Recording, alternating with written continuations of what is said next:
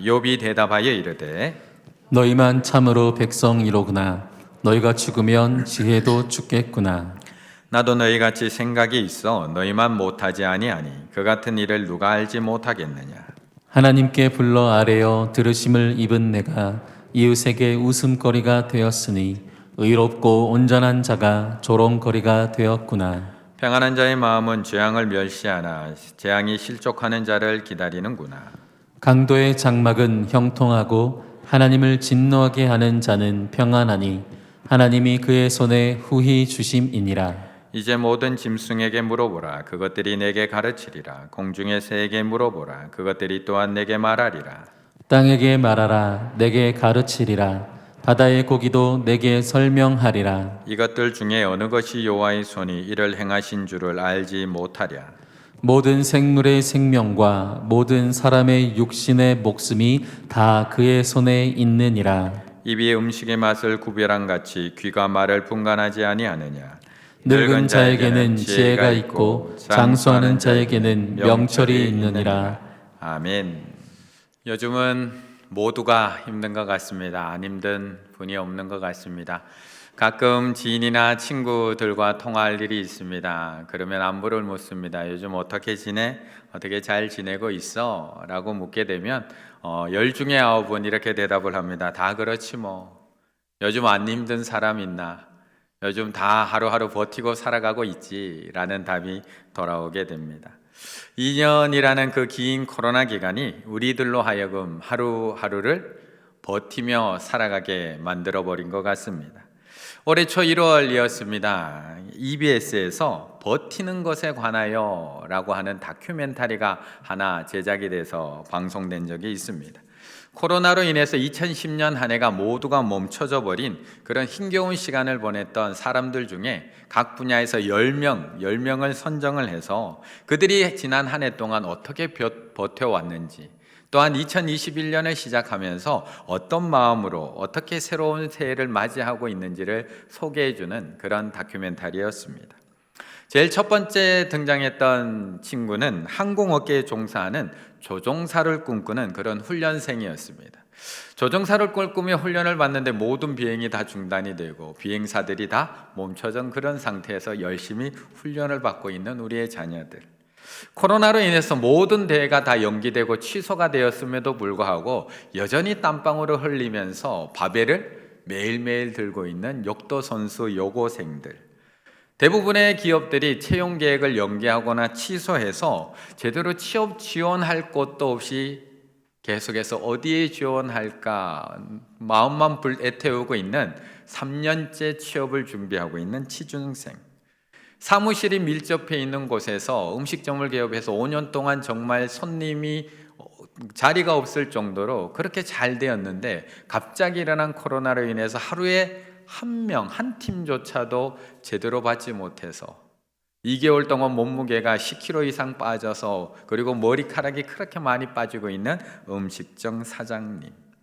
2019년, 2020년 코로나가 터지기 바로 전해에 혈액암 진단을 받아서 8차 항암까지 잘 견뎌내었고 가족들과 함께 그 고통의 시간을 잘 이겨낸 9살 난 아들을 둔 엄마의 이야기까지.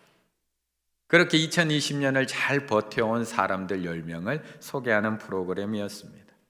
사는 모습은 다 다르고 삶의 환경은 다 다르지만 2020년 잘 버텨내고 있는 모습을 우리에게 보여주었습니다. 그리고 이제는 좀 나아지겠지, 이제는 좀 회복돼야겠지 라는 작은 희망을 가지고 2020년을 힘차게 새로운 다짐으로 출발하는 모습을 우리에게 비춰주었습니다. 그런데 10개월이 지난 지금 그분들은 어떨까요? 2021년 새해 올해는 좀 나아지겠지, 다시 좋아지겠지라는 작은 희망을 가지고 또한 버티고 또한 새롭게 출발했는데 10개월이 지난 지금 1월과 크게 달라지지 않는 지금 언제쯤 다시 좋아지겠지라는 기대보다 좋아지기는 할까? 라는 회의감이 들기 시작한 지금 우리는 어떻게 버텨나가야 되는 걸까요? 올해 초에는 그래도 나아지겠지라는 희망이 있었지만 이제는 나아질까? 어떻게 버텨나가야 될까? 오늘 본문의 욥도 서서히 지쳐가고 있습니다. 처음에는 재앙이 찾아오고 가축들을 잃어버리고 가족들을 잃고 자녀들을 잃고 그때까지만 하더라도 욥의 고백을 보면 그래도 힘이 남아 있었습니다. 흔들림 없는 믿음이 그래도 있었습니다. 분명히 말할 수 없는 아픔을 당했지만 그래도 견뎌낼 수 있는 힘이 있어 보였습니다. 그런데 그를 위로하러 찾아온 새 친구, 그를 위로한다고 찾아와서 일주일이나 침묵하고 있던 그 세 친구들의 독설이 갈수록 점점 심해지고 있습니다. 오늘은 그 세 번째 친구 소발입니다. 이 소발은 더 강하게 쏘아붙이기 시작을 합니다. 앞에 있는 11장에 읽어보게 되면 소발이 욥에게 뭐라고 이야기하느냐? 하나님의 벌하심이 너의 죄보다 경하도다. 하나님의 벌하심이 너의 죄보다 경하다. 하나님이 너를 지금 벌하시는 게 네가 죄 지은 거에 비하면 너무 가벼워. 야, 네가 대답하는 거 보니까 너 지금 더 맞아야 돼. 야, 네가 지금 하나님 앞에 이야기하는 거 보니까 나 아직 덜 맞았어. 하나님께서 너 때리시는 게 아직 가벼워. 더 맞아야지 네가 정신 차려. 라고 이야기하고 있는 겁니다. 이제 욥은 어떻게 버텨야 하는 걸까요? 어떻게 버텨야 하는 걸까? 사람들은 가족이 있어서 버틸 수 있고 믿어주는 친구가 있어서 버틸 수 있고 작은 희망이 있어서 지금까지 버틸 수 있었는데 아무것도 없는 욥은 어떻게 버텨야 하는 걸까? 4절의 말씀을 함께 읽겠습니다. 4절입니다. 하나님께 불러 아뢰어 들으심을 입은 내가 이웃에게 웃음거리가 되었으니 의롭고 온전한 자가 조롱거리가 되었구나. 아멘. 사람이 큰 어려움을 만나게 되면 사실 혼자서 이겨내고 버텨내기는 쉽지가 않습니다. 그래서 우리에게는 늘 뭐가 필요하냐? 버팀목이 필요합니다. 버팀목. 힘들고 지치고 쓰러지는 그 순간마다 나를 붙들어주고 나를 지탱해주고 나를 일으켜 세워주는 버팀목이 필요합니다. 지난 한 주간 우리의 아버지들이 그 힘든 직장 생활 속에서 그 현장 속에서 그렇게 버티고 직장 생활을 이겨낸 이유가 무엇인가요? 버팀목이 있었기 때문 아닌가요? 가족이라는 버팀목이 있었기 때문 아닌가요? 눈에 넣어도 아프지 않은 그 자식이라는 버팀목이 있어서 때문 아닌가요? 지난 수십 년의 그 피곤하고 그 힘든 시집살이 가운데도 그 어려운 그 집안의 모든 것들을 이겨내고 참아내고 견뎌낸 이유가 어디 있으신가요? 자식들에는 버팀목 때문 아닌가요? 엄마 없는 자식 안 만들겠다고 하는 그 버팀목 때문 아닌가요? 당장이라도 도망가고 싶지만 그렇게 참아낼 수 있었던 것, 우리는 자식들 때문에 그 버팀목 때문에 오늘도 참아내며 살아갑니다. 우리 남자들이 그렇게 고되고 힘든 군 생활 훈련 속에서 이겨내고 버티고 참아낼 수 있는 이유는 무엇인가요? 집에서 오늘도 날 위해서 기도하고 계시는 어머니 때문 아닌가요? 오늘도 나 때문에 걱정하고 계시는 아버지 때문 아닌가요? 우리 아들들도 그렇게 하루하루 버텨나가는 것, 집에서 날 위해서 기도해주고 계신 그 어머니를 알고 있기 때문에 우리는 그 고된 군 생활을 지금까지 잘 이겨냈고 견뎌냈고 버텨내고 있는 것 아닌가요? 이처럼 우리에게 있어서 버팀목은 너무나 중요합니다. 누구에게는 가족이 버팀목이 되기도 하고 누구에게는 친구가 버팀목이 되기도 하고 누구에게는 교회가 버팀목이 되기도 하고 누구에게는 작은 희망이 버팀목이 되기도 합니다. 그런데 안타깝게 오늘 본문의 욥에게는 아무런 버팀목이 보이지 않습니다. 가족이요? 다 잃어버렸는걸요. 10명의 자녀 다 죽었고요. 아내? 보이지 않는걸요. 친구요? 버팀목이 되어야 될 친구들이 와서 독소를 쏟아놓고 있는걸요. 공격하고 있는걸요. 버팀목 없습니다. 올해에는 좀 나아지겠지. 작은 희망? 그거라도 있으면 얼마나 좋을까요? 그런데 욥은 이미 몸까지 다 만신창이가 되었습니다. 아무런 희망이 보이지 않습니다. 버팀목이 없습니다. 그런데 눈에 보이는 버팀목도 있지만 눈에 보이지 않는 버팀목도 있습니다.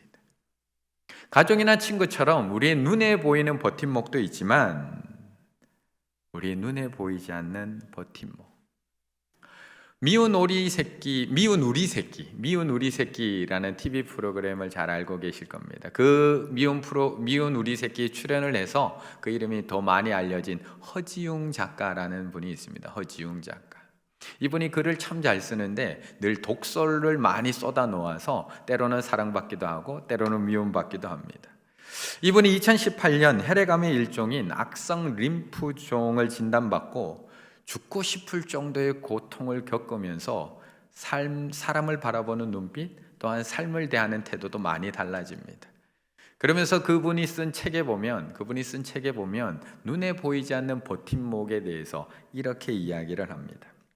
마음속에 오래도록 지키고 싶은 문장을 한 가지씩 준비해 놓고 끝까지 버팁시다. 마음속에 오래도록 지키고 싶은 문장 하나를 마음속에 꼭 품고 끝까지 버팁시다. 넌덜머리가 나고 억울해서 다 집어치우고 싶을 때마다 그 문장을 소리내어서 입 밖으로 발음해 보며 끝까지 버팁시다. 저는 끝까지 버티며 계속해서 지겹도록 쓰겠습니다. 모두들 부디 끝까지 버텨내시기를 바랍니다. 문장 하나, 뭔가를 끝까지, 때로는 그 한 줄의 문장이 우리의 버팀목이 되기도 한다는 것입니다. 때로는 소중한 사람이 남기고 간 그 마지막 한 문장이 내 삶의 큰 버팀목이 되기도 합니다. 그것을 기억하고 되뇌이면서 어려운 길을 한 걸음 한 걸음 걸어나갈 수 있다는 것입니다. 예수님은 힘든 공생의 시간을 어떻게 버텨나갔을까요? 예수님께서는 그 힘들고 고통스러운 공생의 기간을 어떻게 걸어가셨을까요?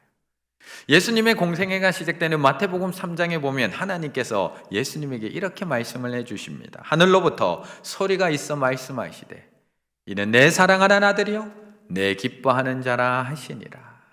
하나님은 이 하나님의 음성을 듣고 공생애를 시작을 합니다.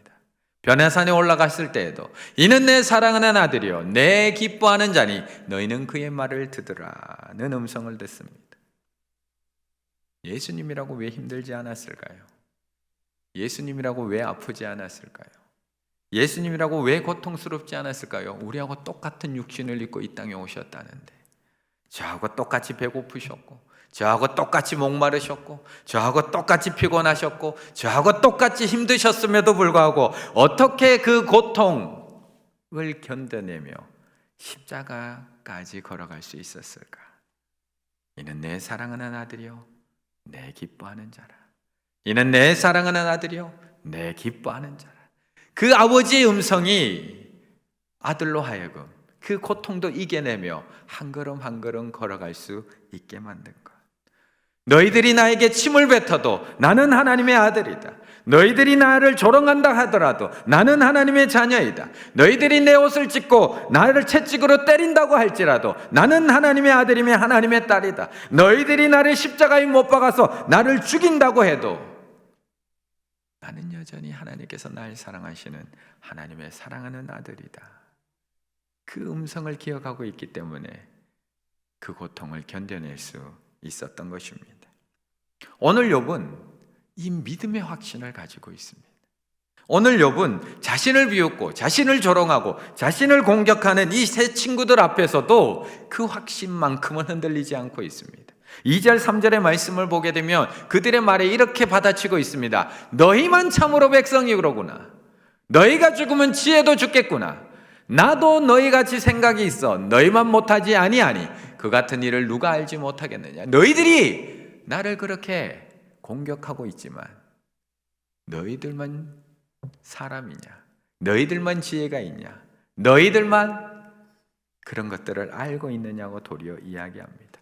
나도 하나님의 사람이라는 겁니다. 나도 너희만큼 지혜가 있다는 겁니다. 나도 너희만큼 총명이 있고 나도 너희만큼 알 거 다 안다. 그러면서 4절로 넘어갑니다.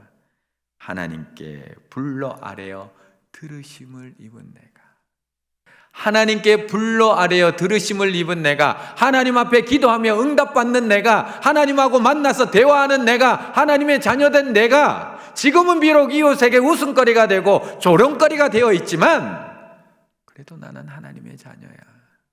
그래도 나는 하나님의 아들이야. 그래도 너희만 하나님의 사람이 아니고 나도 하나님의 사람이야. 그거 하나 가지고 오늘 이렇게 세 친구의 공격을 견뎌낼 수 있는 것입니다. 그리고 그것을 잘 견뎌내고 있는 욥이 세 친구에게 도리어 질문을 던집니다. 너희들이 계속 내가 죄 때문에 징계받고 있다라고 이야기하는데 정말 그 말이 맞는지, 정말 너희 말이 맞는지 한번 물어보자. 같이 물어보자 라고 이야기합니다. 7절의 말씀 함께 있습니다. 7절입니다. 이제 모든 짐승에게 물어보라. 그것들이 내게 가르치리라. 공중의 새에게 물어보라. 그것들이 또한 내게 말하리라. 아멘. 엘리바스, 빌닷, 소발에 이르기까지 세 친구의 논리는 똑같습니다. 인과응보. 네가 죄를 지었기 때문에 지금 징계받고 있는 것이다. 그것을 인정하라는 겁니다. 너는 지금 뿌린 대로 거두는 거야. 인정해 라고 하는 겁니다. 그러자 이번에 욥이 이들에게 다시 이야기합니다. 한번 같이 물어보자는 겁니다. 짐승들에게 한번 물어보자는 겁니다.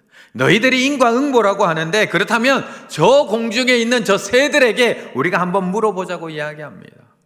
왜 저 착하고 예쁘고 매일 노래하는 저 예쁘고 착한 작은 새가 왜 날카로운 부리를 가진 매와 독수리에게 왜 저렇게 먹혀 죽어가야 하는지 저 새들에게 한번 물어보자는 겁니다.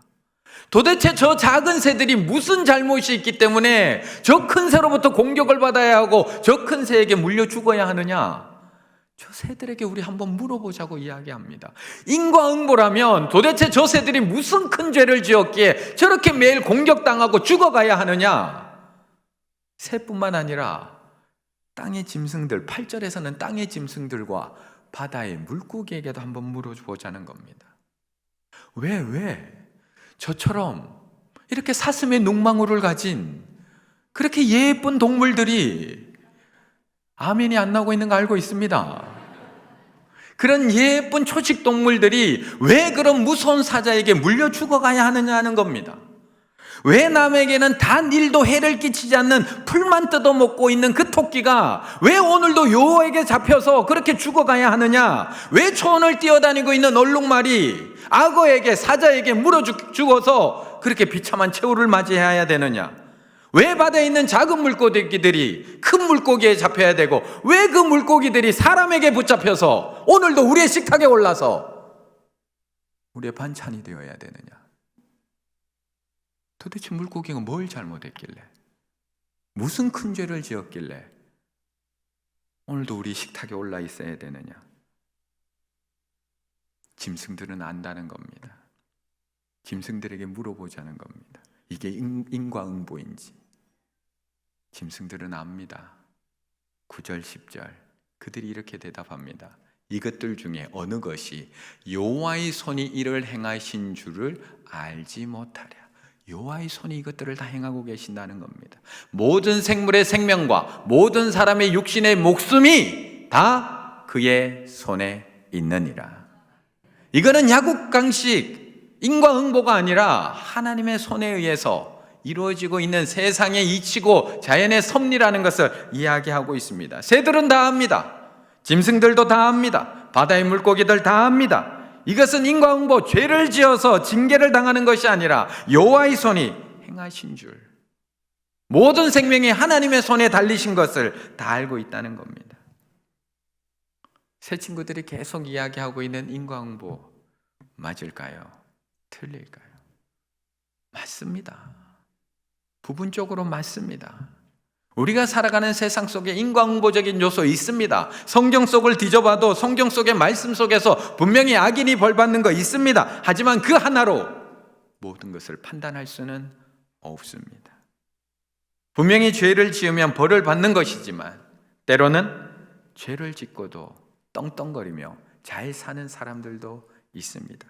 오늘 본문에서도 6절에 보면 강도의 장막은 형통하고 그런 사람들이 있다는 겁니다. 반대로 주님의 길을 따라가지만 억울한 고난을 당하고 힘든 일을 당하는 사람들도 분명히 있다는 것입니다. 그런데 우리는 자꾸 내가 가지고 있는 그 한 가지 기준을 가지고 하나님의 섭리를 판단하려고 합니다. 인과응보 그 기준 하나만 가지고 하나님의 모든 섭리를 다 아는 것처럼 이해하고 판단하고 이야기하려고 합니다. 그런데 정말 우리 하나님께서 그 인과응보라는 규칙 속에만 갇혀 계신 분일까요? 그 인과응보에 갇혀 계신 분일까? 예레미야서 45장 4절에 보면 하나님을 이렇게 얘기합니다. 너는 그에게 이르라. 여호와께서 이와 같이 말씀하시기를 보라 나는 내가 세운 것을 헐기도 하며 내가 심은 것을 뽑기도 하나니 온 땅에 그리하겠거늘. 하나님은 세우고 헐고 심고 뽑고 다 하실 수 있는 분. 나는 빛도 짓고 어둠도 창조하며 나는 평안도 짓고 때로는 우리가 싫어하는 환난도 창조하나니 나는 여호와라. 이 모든 일을 행하는 자니라. 조금 더 욥기를 읽어보시면 16절 능력과 지혜가 그에게 있고 속은 자와 속이는 자. 속은 자만 내게 속한 것이 아니라 그 속이는 자까지도 그에게 속하였느니라. 모든 것이 다 아버지의 손에 있다는 것을 계속해서 이야기하고 있습니다. 우리의 이분법적 사고로는 도저히 이해가 안 되지만 때로는 악인도 잘 살도록 내버려 두시기도 하고 때로는 착한 사람들이 고난받도록 허락하기도 하시는 분, 때로는 내가 심었던 내 백성을 뽑아내서 옮기기도 하시고 때로는 내가 세웠던 그 교회를 헐어서 거기 있는 하나님의 백성들을 온 이방 땅으로 흩어버리시는 분이 하나님. 빛도 짓고 어둠도 창조하고 평안도 짓고 환난도 창조하신 분, 그분이 하나님. 그러므로 내가 지금 고난당한 것은 하나님의 손에 달린 것이지 내가 죄를 지은 죄로 인한 징계가 아니라고 욥은 계속 항변하고 있는 겁니다. 그러면서 욥이 이 친구들에게 마지막으로 뭐라고 얘기하느냐? 좀 지켜보자. 좀 끝까지 좀 지켜보자. 조금 참고 기다리면서 하나님의 일하심을 좀 지켜보자. 지금은 징계 같지만 아닐 수도 있고 지금은 축복 같지만 아닐 수도 있잖아. 좀 끝까지 견디며 지켜보자. 12절의 말씀 함께 읽습니다. 12절입니다. 늙은 자에게는 지혜가 있고 장수하는 자에게는 명철이 있느니라. 우리는 항상 너무 빠릅니다. 너무 빨리 판단하고 너무 빨리 규정하고 너무 빨리 이름을 붙입니다. 내 아이가 이번 수능에 시험을 망쳐서 원하는 학교, 좋은 학교에 들어가지 못했습니다. 그러면 실패인가요? 내 자녀가 대학을 졸업한 지 벌써 3년이 지났는데 남들은 그렇게 쉽게 잘 들어가는 회사에 3년 동안 아직도 지원하고 있는데 올해도 들어가지 못했습니다. 그러면 실패인가요? 남들은 알아서들 잘 만나고 알아서들 짝지어서 자기들끼리 결혼하겠다고 그렇게 찾아와서 결혼시켜달라고 하는데 우리 아들은 결혼의 생각이 있는 건지 없는 건지 오늘도 집에 앉아가지고 결혼할 생각은 안 하고 실패인가요? 우리는 어느 한 장면을 보고 너무 쉽게 성공이다, 실패이다 이름을 붙입니다. 그리고 너무 쉽게 하나님의 축복이다, 하나님의 징계이다 정의를 버립니다. 그런데 정말 그런가요? 내 계획대로 되면 축복이고 내 계획대로 안 되면 징계인가요? 딱 20년 전의 일입니다. 딱 20년 전 9월 11일 하면 무슨 사고가 확 떠오르시죠? 미국에서 있었던 너무나 큰 끔찍한 사건. 비행기를 납치한 테러범들이 미국 뉴욕의 세계무역센터 쌍둥이 빌딩과 그리고 워싱턴에 있는 국방부 건물인 펜타곤을 공격하는 사건이 일어났습니다. 그 큰 사건으로 인해서 거기서 죽은 사람만 3,130명, 그리고 거기에 출동했던 소방관, 경찰, 항만국 직원들까지 현장에서 수백 명이 사망을 하게 됩니다. 당시 이 사건이 있기에 몇 달 전입니다. 이 사건이 일어나기 몇 달 전 로버트 매튜라고 하는 부부가 첫 아기를 임신하게 됩니다. 얼마나 기쁠까요? 첫 아기를 임신했으니까. 그렇게 해서 첫 아기를 임신한 아내가 이제 몇 달이 지나서 아기가 태중에 잘 자리를 잡고 이제 캘리포니아에 사는 언니를 만나기 위해서 비행기를 타러 가게 됩니다. 이제 남편 로버트 매튜가 운전을 하고 이제 출발을 합니다. 운전을 하면서 하나님 앞에 기도합니다. 하나님, 우리 임신한 아내가 그곳까지 안전하게 잘 다녀올 수 있게 해주세요. 하나님이 지켜주세요. 라고 기도하며 운전하며 공항을 향해 달려갑니다. 그런데 가는 도중에 그만 꽝! 타이어가 터져버립니다. 비행기 시간은 다가오고 급한 마음에 자기가 내려서 급하게 타이어를 신속하게 땀 흘리며 그것을 급하게 갈아 끼웁니다. 그리고 하나님 앞에 기도하며 또 달려갑니다. 하지만 그만 그 비행기를 놓쳐버리게 됩니다. 기도까지 했는데 속상한 마음에 집으로 돌아옵니다. 축복인가요? 징계인가요? 그런데 뉴욕에서 소방관으로 근무하시다가 퇴직하신 아버지로부터 아들에게 전화가 한 통 걸려옵니다. 아버지가 아내가 타려고 했던 그 비행기 넘버가 뭐냐고 묻습니다. 그래서 자신들이 놓친 그 비행기 넘버가 뭐냐고 아버지에게 알려줬더니 아버지가 그 비행기가 세계무역센터 남쪽 빌딩을 충돌한 그 비행기라고 이야기를 해줍니다. 너무나 깜짝 놀랍니다. 축복일까요? 징계일까요? 그 이야기를 하고 아버지가 계속해서 놀라운 이야기를 합니다. 자기가 은퇴했지만 지금 이 상황 속에서 가만히 있을 수 없기 때문에 구조하러 현장에 가겠다고 이야기를 합니다. 나도 가서 한 생명이라도 구하겠다고 달려가겠다고 합니다. 아들은 아버지의 안전이 걱정이 돼서 만류합니다. 아버지 아니에요. 안 가셔도 충분히 소방관들이 할 거예요. 하지만 아버지의 결심은 요지부동. 전화를 끊기 전에 아버지가 딱 한마디를 남깁니다. 손주 태어나면 잘 돌보거라, 잘 돌보거라. 그런데 그 인사가 마지막 인사가 되어버립니다. 아버지는 이 테러 현장에서 사람들을 구조하다가 그만 생명을 잃어버리게 됩니다. 축복인가요? 징계인가요? 아내의 안전을 빌었던 자신의 기도가 응답되었다는 기쁨은 금방 분노로 바뀌게 됩니다. 하나님을 향해 분노하기 시작을 합니다. 그리고 말리지 못한, 아버지가 간다라고 이야기했을 때 아버지 안 돼요 단호하게 말리지 못한 자신에게도 화가 납니다. 그리고 2년 동안, 거의 2년 동안 아버지를 앗아가신 하나님을 원망하며 살게 됩니다. 내 아들은 할아버지의 얼굴을 영영 보지도 못하고, 아버지는 예수님을 영접하지도 못하고 그 영접할 기회마저도 잃어버리고 이제 돌아가셨는데, 나는 아버지와 작별 인사 한마디 못하고 이렇게 끝이 나버렸는데, 분노하며 2년, 원망하며 2년의 시간을 보내게 됩니다. 2년이 지난 어느 날 갑자기 한밤에 어느 한 부부가 그 집을 찾아옵니다. 아내와 작은 어린 아이 한 명을 데리고 그 집을 찾아옵니다. 집에서 아내와 아들과 함께 있었던 이 남편은 이 시간에 누가 찾아오지? 아내도 아무도 찾아올 사람이 없었습니다. 그래서 약간 당황한 표정으로 문을 열었는데 그 문 앞에는 젊은 부부, 갓난아기를 아는 젊은 부부가 서 있었습니다. 처음 보는 이 남편을 향해서 당신 아버지 이름이 제이크 매튜냐고 묻습니다. 맞다고 하자 갑자기 그 남자가 이 남편의 손을 와락 잡으면서 얼굴을 못 배웠지만 그 아들이 너무 보고 싶었다고, 그 아버지에게 대신해서 꼭 감사 인사를 드리고 싶었다고, 영광이라고 인사를 합니다. 그리고 설명을 합니다. 그 충돌 당시에 자신의 아내가 그 세계 무역센터 안에서 임신한 상태로 근무를 하고 있었다고 합니다. 그런데 그 충돌로 인해서 건물은 무너졌고 그 건물 더미에 아내가 깔려 있었는데 그때 구조하러 달려온 사람이 바로 그의 아버지 제이크 매튜. 결국 그 아버지 손에 의해서 임신한 이 여인은 구조를 받게 됩니다. 이 이야기를 듣는 순간 이 아들은 눈물을 왈칵 쏟게 됩니다. 자기를 희생해서 누군가를 구해냈구나.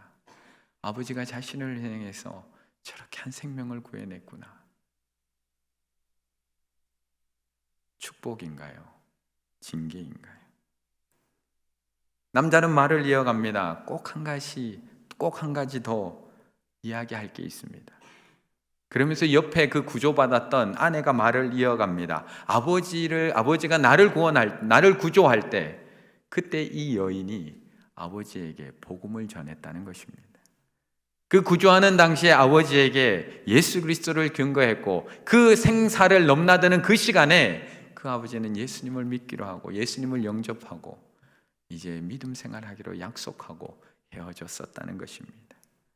그리고 그 스토리의 마지막에 이렇게 마무리가 됩니다. 그 아들의 고백입니다. 나는 이제 압니다.